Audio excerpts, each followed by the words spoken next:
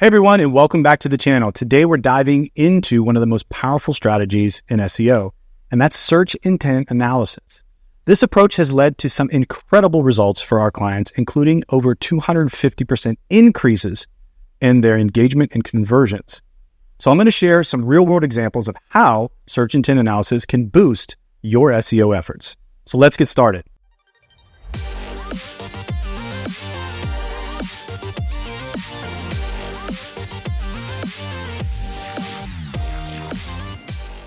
Before we jump into some examples, let's quickly define what search intent analysis is. Simply put, it's the process of understanding what users are really looking for when they type in a search query.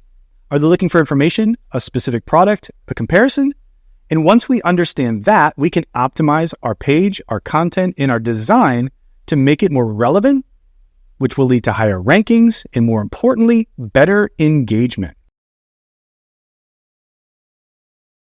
In our first example, this client saw some pretty remarkable improvements.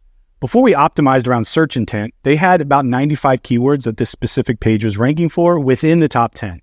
After our analysis and optimization, the number jumped to 148. That's a 56% increase. Organic also saw a 13% boost, but the most significant change was in conversions. The leads they generated increased by 350%. This shows just how crucial it is to match your SEO strategy with user intent. The next client was in a different space but saw similar results. Their keywords in the top 10 increased by 76% from 90 to 158. The organic traffic also went up 9%. Now, for most of these terms, they were already ranking in position 2. So we were able to bump them from position 2 into position 1. And the impact was not just on keywords and traffic, but we saw a significant increase in the add to cart actions, which grew by 270%. By aligning their product pages with what the users were searching for, we were able to make it easier for potential customers to find exactly what they needed. Lastly, we're going to look at an example from our own website. Before we did this optimization, the page that we were focused on was only ranking for one keyword within the top 10. And after making these optimizations, we grew to 16 keywords for that page in a very short amount of time.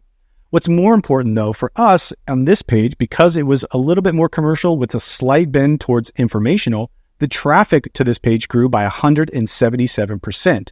And the user engagement on that page jumped 166%.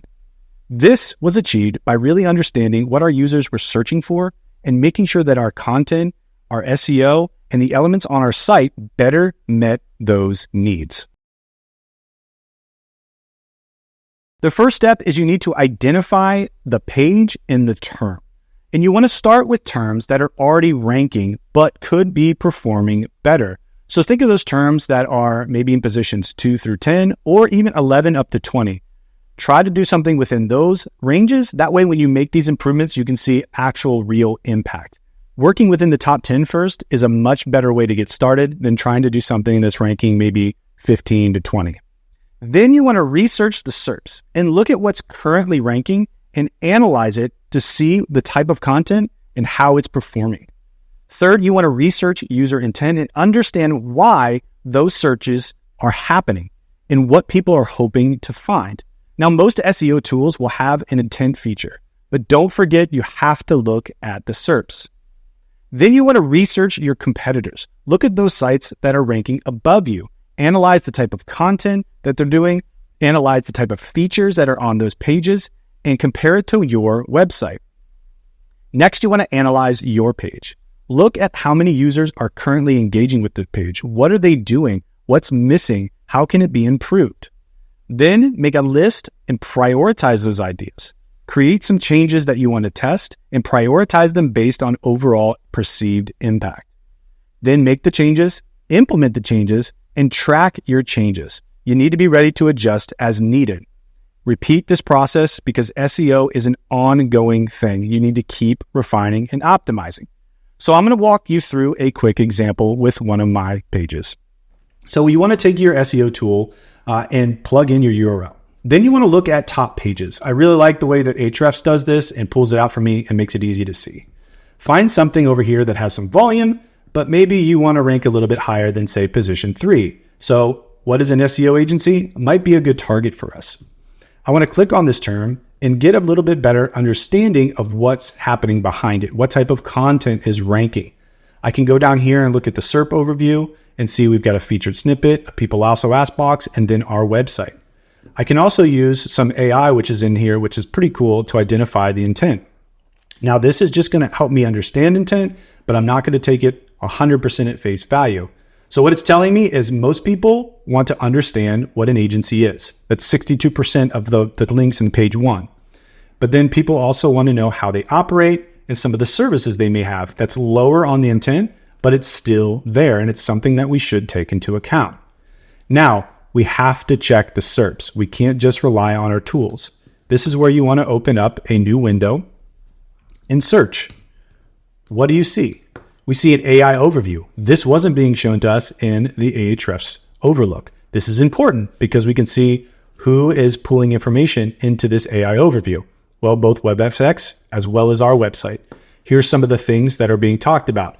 This is critical to our understanding of user intent. It helps us see that people are, in fact, trying to understand what an agency does, which means this content needs to be more informational. I also want to look at my competitors. I want to look at their websites. What are they doing? As you can see, they've got table of contents. They've got nice headers. They've got key takeaway box. They've got video. I'm marking all these down in my mind. You can also do it on a piece of paper as you go through this process. Start to understand what's going on. It's a very long form piece of content. There's lots of graphics, lots of call outs, lots of internal links. This is something that can be very engaged with. Then I want to go back and look at my site and compare it. How is my site different? How is it similar? All right, so we do have a table of contents, but it looks different. We also don't have this nice big image at the top like they do. We could add a lot more multimedia to this page in order to make it a little bit more engaging for the end user. We've got some good internal links, but it's not as laid out. We also don't have the key takeaway box. So I'm making all of these notes and I'm putting down on a piece of paper and I'm saying, how much of an impact do I think this make? And then also, how quick can I implement these changes to give some feedback into the system to see what is and isn't going to work? I also might want to use a heat mapping tool like Clarity, which can help me better understand how people are currently using this page. Once I've got these ideas, I'm going to put them on a list, we're going to execute them, and then we're going to track these changes. In conclusion, search intent analysis is a game changer in the world of SEO. By understanding what your users are really looking for, you can create content that not only ranks higher, but also drives more meaningful engagement and conversions. If you're not already optimizing for search intent, now is the time to start. Thanks for watching this video. If you found it helpful, please give it a thumbs up and subscribe for more SEO tips and strategies. And if you have any questions or want to share your own experiences with search intent, drop a comment below and we'll see you in the next video.